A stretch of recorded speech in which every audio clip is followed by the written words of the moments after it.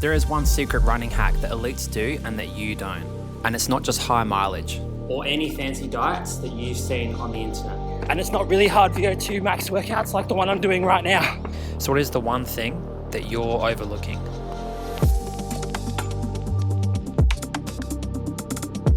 In the lead up to the 159 INEOS project, where Eliud Kipchoge would aim to run the first ever sub 2 hour marathon, the elite marathon runner would get around 8 hours of sleep per night, plus 2 hours of napping time per day.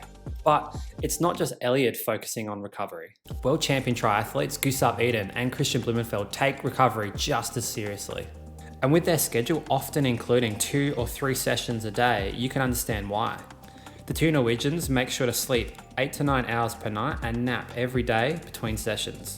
The two keep track of their sleep hygiene as well as their heart rate variability to ensure that the stress levels that they're putting on their body is not exceeding the level that they're actually able to recover from. Calories is super important, sleep is super important, but also being in a place where you are able to recover mentally too is very important. And I think that in the end, it boils down to choices. If you really want to excel, you prioritize it. So what can we learn from athletes at the top of their field? Here's the secret. Train hard, but recover harder. I recently read the book Peak Performance by Brad Stulberg and Steve Magnus that summarise how important recovery is for elite athletes in the chapter Rest Like the Best. And they propose an equation that elite athletes basically live by. Stress plus rest equals growth. Now, I'm going to get back to the 9 things that Brad and Steve summarised in their chapter about recovery at the end of the video. But let's talk a little bit more about the physiology of recovery. Now, scientists have a fancy name for recovery. They call it super compensation. So after a bout of exercise, what actually happens is the tissues in our body break down, and it's the recovery process in which the tissues rebuild and they come back up in what they call like a super compensation. The super compensation is when the recovery process actually exceeds the previous kind of baseline. So what happens if we don't recover enough? Well, it's the opposite of the super compensation.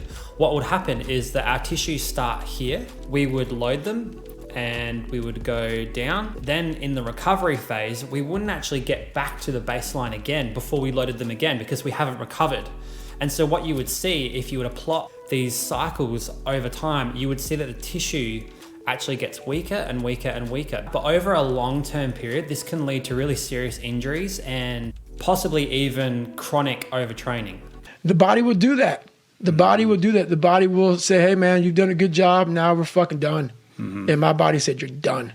So, symptoms of overtraining. You may observe an elevation in your resting heart rate and blood pressure, hormonal fluctuations and disturbances, sleep-related challenges such as insomnia and waking up repeatedly without feeling refreshed, gastrointestinal problems, reduced appetite, that sucks, weight loss, not good, reproductive difficulties, that is not good either, and recurrent colds. Yeah, we don't want that. So the aim of the game is to train hard, but also recover hard and maximize recovery as best as we can. If we can nail these short microcycles of super compensation over time for maybe a year or 2 like that, we're gonna get massive fitness gains, but also the tolerance to training that our bodies can undergo is gonna be way higher as well. So what are the elites doing to maximize recovery? Sleep and sleep hygiene. They are constantly clocking off 8-hour sleeps and naps every day with really good quality sleep, day after day after day. Hydration. These athletes are also making sure that they're fully hydrated all the time to make sure that their blood volume is as high as possible. That's going to aid with the recovery, and that's going to help you on your second session of the day after you've just clipped off, 10 times 800 meters on the track at an insane speed that I can't even run at. Now, these elite athletes are also using every modality that they have access to help recover as fast as possible. These can include, physiotherapy, massage therapy, self-massage, cold and hot exposure, as well as stretching and foam rolling as a staple for pre and post run routines. Now, it must be noted that we're not all elite athletes and we don't all have 24 hours per day to fully commit to our training and our recovery practices. And that's perfectly fine. But I think we can all find a couple of tips in this video to help to maximize our recovery and reduce our injury risk. So, getting back to the book, Peak Performance, I've summarized the chapter into 9 easy tips that you can start doing right now. Number 1, Pay attention to data. Data is really important, and I would start to look at your sleep quality, as well as your heart rate variability, and also how you feel in the mornings before determining how you're going to train for the day. So number 2 is specifically with sleep, but getting the same amount of sleep every night and also going to bed and waking up at the same times. So you're trying to maintain that circadian rhythm and make sure that even on weekends that you're not getting out of that rhythm. Number 3 is specifically things that you can do to increase your sleep hygiene. Some things that they mention in the chapter is using an eye mask. Number 4 is having naps if and when you can. So it's about finding little pockets of time throughout the day where you can get in 20 minutes or so to try and maximize that recovery time. Number 5 is to run hard so that you're tired. As they put in the chapter, it's very simple. If you're tired, you will sleep. It's about making yourself very tired so that you will just be able to drop into that deep sleep very quickly. Number 6 is taking full rest days at least once per week.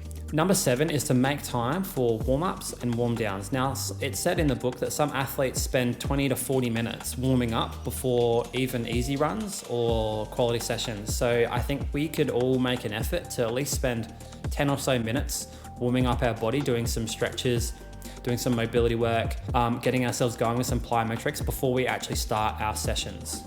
Number 8 is to invest in your body.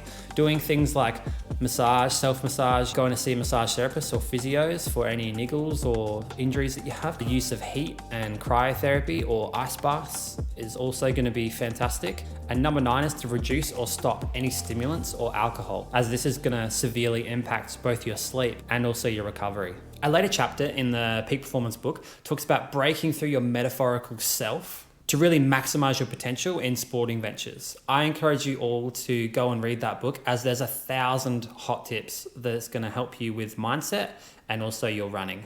So now that you're fully recovered, are you ready to train hard? This next video will help.